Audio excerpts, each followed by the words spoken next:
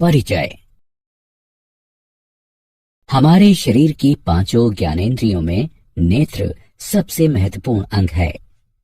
नेत्रों से ही हम देख पाते हैं और अपने आसपास के विचित्र संसार की प्रशंसा कर पाते हैं। हमारे नेत्र हमें दुनिया के रंग दिखाते हैं। उद्देश्य।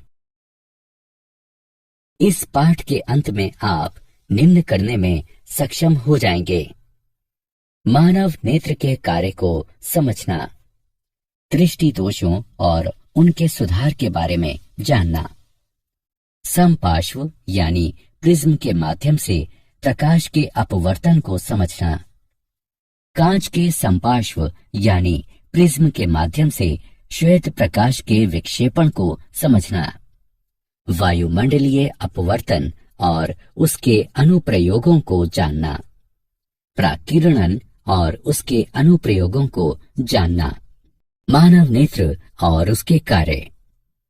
हमारे नेत्र हमें दुनिया के रंग दिखाते हैं। मानव नेत्र में एक क्रिस्टलीय लेंस होता है और यह कैमरे की भांति कार्य करता है।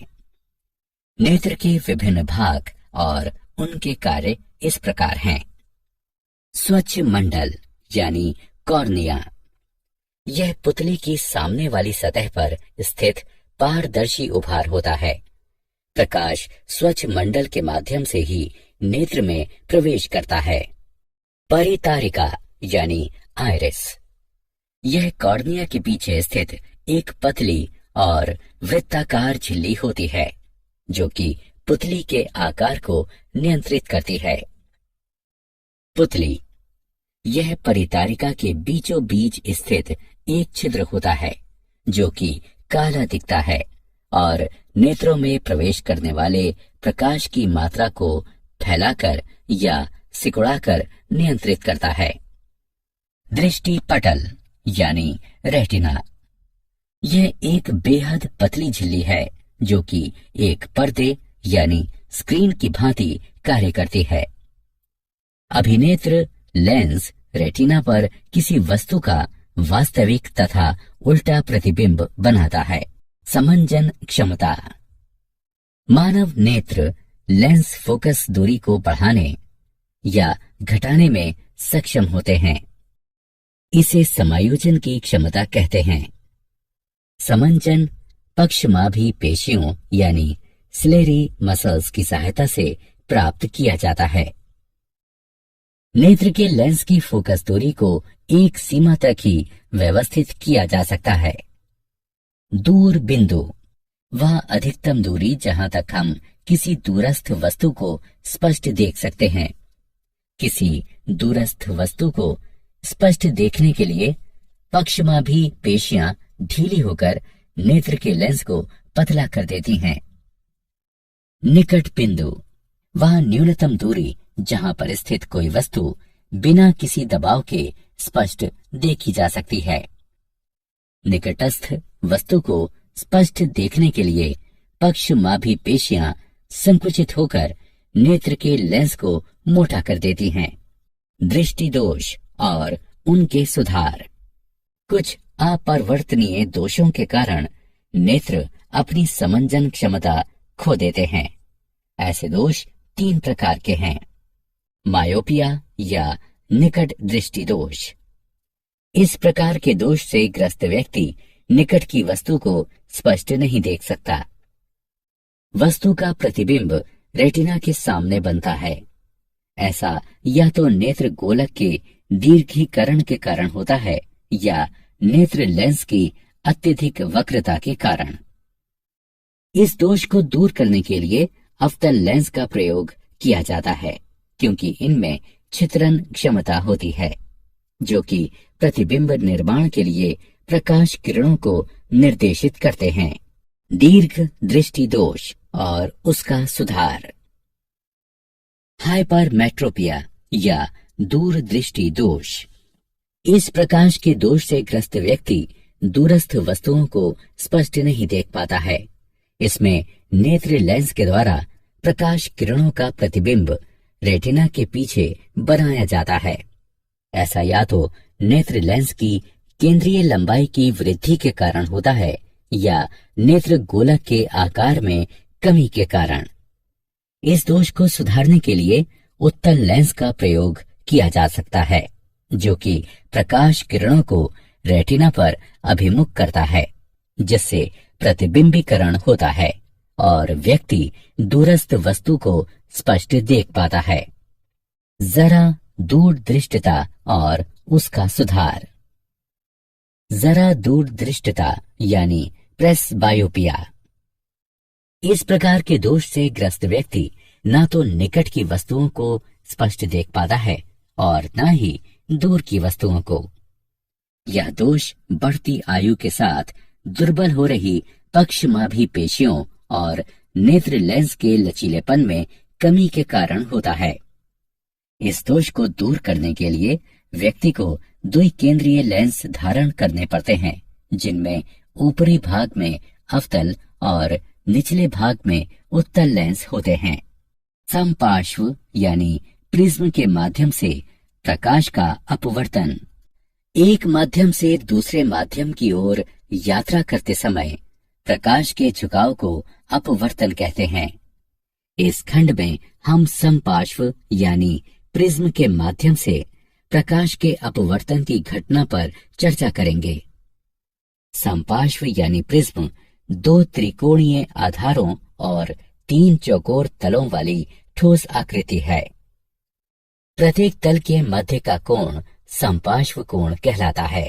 एक रंग के प्रकाश की किरण एक कांच के प्रिज्म पर आपतित होती है और अभिलंब की ओर मुड़कर हवा से कांच में प्रवेश करती है। इसके पश्चात सीधे गमन करते हुए यह अभिलंब से दूर कांच से हवा में प्रवेश करती है। आपतित किरण और अपवर्तित किरण एक कोण पर है, जो विचलन कोण कहलाता है।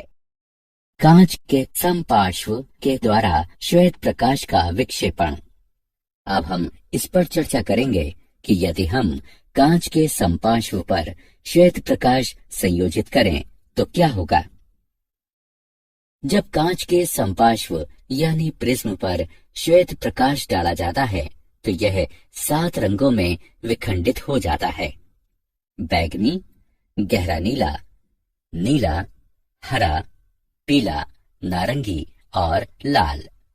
इस घटना को श्वेत प्रकाश का विक्षेपण कहते हैं। विक्षेपण का कारण। श्वेत प्रकाश 7 विभिन्न आवृत्तियों पर आधारित होता है, जो कि एक भिन्न रंग के अनुरूप होती हैं। प्रत्येक रंग का विचलन कोण भिन्न होता है, जिसके कारण प्रत्येक रंग एक भिन्न कोण पर झुकता है और हमें रंगों का एक समूह दिखाई देता है, जिसे विबग्योर यानी इंद्रधनुष कहते हैं। पुनर्संयोजन और इंद्रधनुष। पुनर्संयोजन। आइजैक न्यूटन ने देखा कि यदि वो कांच के 2 समपार्श्वों यानी प्रिज्मों को एक दूसरे के इस प्रकार समानांतर रखते थे कि वे एक दूसरे के उलट हों, तो एक समपार्श्व यानी प्रिज्म में प्रविष्ट होने वाला श्वेत प्रकाश 7 रंगों में विखंडित हो जाता था और जब यह सतरंगा प्रकाश दूसरे समपार्श्व पर आता था तो पुनः श्वेत प्रकाश में परिवर्तित हो जाता था। इसे ही पुनर्संयोजन कहा जाता है। हम सबको वर्षा के पश्चात इंद्रधनुष का दृश्य देखना अच्छा लगता है। यह एक प्राकृतिक घटना है जो कि प्राकीर्णन का परिणाम होती है। इंद्रधनुष आकाश में सदैव सूर्य की विपरीत दिशा में प्रकट होता है। वर्षा के दौरान जल की बूंदें सूर्य के प्रकाश के लिए समपार्श्व यानी प्रिज्म का कार्य करती हैं। जल की बूंदें अपरिवर्तित होती हैं, प्राकीर्णित होती हैं और फिर सूर्य के प्रकाश को इंद्रधनुष बनाने के लिए आंतरिक रूप से परावर्तित करती हैं। पुनर्संयोजन ऐसी घटना है जो कि विक्षेपण का विलोम है। इंद्रधनुष एक प्राकृतिक रूप से होने वाली घटना है जो कि सूर्य के प्रकाश के विक्षेपण के कारण होती है। इंद्रधनुष आकाश में सदैव सूर्य की विपरीत दिशा में दिखाई देता है। वायुमंडलीय अपवर्तन और उसके अनुप्रयोग। हमारा वायुमंडल किसी स्थान विशेष पर समान रूप से सघन नहीं है। स्थानीय परिस्थिति पर निर्भरता के कारण यह धरातल के निकट गर्म या ठंडा हो सकता है। गर्म वायु ठंडी वायु की अपेक्षा हल्की होती है, अतः इसका अपवर्तनीय सूचकांक ठंडी वायु के अपवर्तनीय सूचकांक की अपेक्षा कम होता है। इसके कारण वायुमंडल में प्रवेश करने वाला सूर्य अथवा तारों का प्रकाश अपवर्तित होता है। इसे वायुमंडलीय अपवर्तन के नाम से जाना जाता है। तारों का टिमटिमाना वायुमंडलीय अपवर्तन का एक उदाहरण है। तारों से आ रहा प्रकाश जैसे ही वायुमंडल से होकर गुजरता है, तारे की वास्तविक स्थिति की अपेक्षा उसकी सामान्य और आभासी स्थिति दिखाई देती है। साथ ही वातावरण की गत्यात्मक प्रकृति के कारण तारे का प्रकाश अस्थिर भी होता रहता है और इसी कारण तारे टिमटिमाते हुए प्रतीत होते हैं। हमारे हिसाब से सूर्योदय तब होता है जब सूर्य क्षितिज से ऊपर आता है। जब सूर्य क्षितिज से नीचे होता है तब वायुमंडलीय परतों के घनत्व में अंतर के कारण सूर्य का प्रकाश वायुमंडल में प्रविष्ट होते हुए अपवर्तित होता है। इसके कारण सूर्य क्षितिज के ऊपर दिखाई देता है और सूर्य के वास्तव में क्षितिज पर पहुंचने से 2 मिनट पूर्व हम सूर्योदय देखते हैं। इसी प्रकार वायुमंडलीय अपवर्तन के कारण ही सूर्यास्त हमें 2 मिनट देर से दिखाई देता है। प्रकाश का प्रकीर्णन और उसके अनुप्रयोग। वायुमंडल से होकर गुजरने के दौरान धूल कणों और वायु अणुओं के द्वारा प्रकाश फैल जाता है। इसे प्रकाश का प्रकीर्णन कहा जाता है। प्रकीर्णित प्रकाश का रंग प्रकीर्णित हो रहे अणुओं के आकार पर निर्भर करता है। टिंडल प्रभाव। जब प्रकाश किसी कलीलिये घोल पर डाला जाता है तो वह कलीलिये कणों के द्वारा प्रकीर्णित हो जाता है और इस कारण प्रकाश पथ दिखाई देने लगता है। इसे टिंडल प्रभाव कहते हैं। जैसे किसी अंधेरे कमरे में जब एक छिद्र बनाया जाता है और प्रकाश को उसमें से गुजारा जाता है, तब हम प्रकाश पथ और धूल के उन कणों को स्पष्टता देख पाते हैं जिन्हें साधारण परिस्थितियों में वायु में नहीं देखा जा सकता। प्रकाश का विकिरण और उसके अनुप्रयोग। प्रकाश के विकिरण के उदाहरण निम्नलिखित हैं। आकाश का रंग। जब सूर्य का प्रकाश वायुमंडल से होकर गुजरता है तो अन्य रंगों की अपेक्षा नीला प्रकाश अधिक विकिरणित हो जाता है, क्योंकि नीले रंग का तरंग दैर्घ्य वायुमंडल के अच्छे कणों के द्वारा विकिरणित होने के अनुकूलतम होता है। अतः नीला रंग हम तक पहुंचता है और आकाश हमें नीला दिखाई देता है। इसका अर्थ ये हुआ कि यदि धरती का वायुमंडल न होता तो आकाश हमें काला दिखाई देता। सूर्योदय और सूर्यास्त के समय सूर्य का रंग। सूर्योदय या सूर्यास्त के समय सूर्य का प्रकाश अधिक दूरी तय करता है, अतः कम तरंग दैर्घ्य होने के कारण नीला रंग विकिरणित हो जाता है और हम तक केवल लाल रंग पहुंचता है। सर्वाधिक लंबे तरंग दैर्घ्य के कारण। अतः सूर्योदय और सूर्यास्त के समय सूर्य रक्ताभ प्रतीत होता है। क्या आप जानते हैं, मनुष्य की दृष्टि का क्षैतिज क्षेत्र एक आंख से लगभग 150 डायोप्टर और दोनों आंखों से लगभग 180 डायोप्टर होता है। किसी तारे का टिमटिमाना उसके प्रकाश के वायुमंडलीय अपवर्तन के कारण होता है। वायुमंडलीय अपवर्तन के कारण सूर्य हमें सूर्योदय के वास्तविक समय से लगभग 2 मिनट पूर्व और सूर्यास्त के वास्तविक समय से लगभग 2 मिनट पश्चात तक दिखाई देता है। प्यूपिल अपना आकार प्रबल मनोवेगों के प्रभाव के कारण भी बढ़ा सकता है। नीली आंखों वाले भूरी आंखों वालों की अपेक्षा ज्यादा बेहतर देखते हैं। आइरिस के रंग का दृष्टि तीक्ष्णता से कोई संबंध नहीं है। मनुष्य की आंख मूलतः 3 रंग देखती है, लाल, हरा और नीला। ये मूल रंग हैं। श्वेत रंग इन तीनों रंगों का संयोजन है। काला रंग इनके अभाव स्वरूप है। पीला, बैगनी और हल्का बैगनी रंग 2 मूल रंगों के संयोजन से बनता है। इन्हें द्वितीयक रंग कहते हैं। कुत्ते लाल और हरे रंगों के मध्य अंतर नहीं कर सकते। साधारण मनुष्य 1 मिनट में 12 बार पलकें झपकाता है, यानी कि प्रतिदिन औसतन लगभग 10,000 बार। आंख मानव शरीर का एकमात्र अंग है जो दिन रात किसी भी क्षण बिना आराम किए 100% क्षमता के साथ काम कर सकता है। छींकते समय आंखें खुली रखना असंभव है। तुम्हारी भौहों के मध्य के स्थान को ग्लैबेला कहते हैं। अनुकूल परिस्थितियों में मनुष्य की आंख मोमबत्ती की रोशनी को 14 मील की दूरी से भी देख सकती है। मनुष्य काग की अपेक्षा कंप्यूटर की स्क्रीन को 25% धीमी गति से पढ़ता है।